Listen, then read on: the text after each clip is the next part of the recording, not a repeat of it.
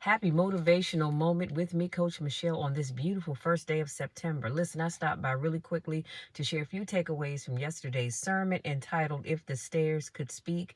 Make sure you take the time to read Acts 22, verses 1 through 20. Here we see that Paul had traveled from town to town preaching the gospel of Jesus. There were some that plotted against him. Even still, Paul continued to share the God that he served with others, and many were saved. True stewardship to God is not what you do in the sanctuary, but what you do on the stairs. God will use your story, like Paul's, as evidence of his power.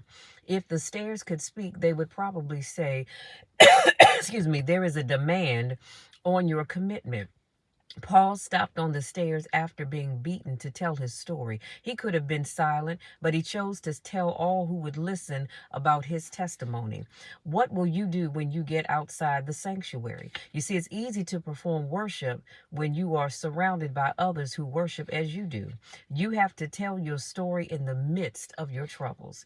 And then it would say, it is the context of self-confidence. Stephen used the same opening words in his defense as Paul did in chapter 22, verse 1. Paul reconciled with the suffering that he once caused to Stephen. Telling your story forces those that hurt you to come face to face with what they did to you. Let me say that one more time. Telling your story forces those that hurt you to come face to face with what they did to you. And I'm going to end with this thought. A story that goes untold is a story that stands to be repeated. Can I say that one more time? Because I think somebody didn't hear it. A story that goes untold is a story that stands to be repeated. Too often, we go through things, tragic things, especially when you think about the number of young people that have been touched inappropriately by loved ones or family friends, and everybody said we've got to keep this hush hush, we can't let it get out.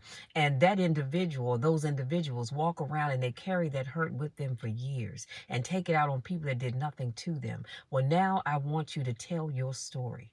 Your story will be the blessing that somebody else needs to overcome what you've gone through. When you keep your story to yourself, it doesn't help anybody but you.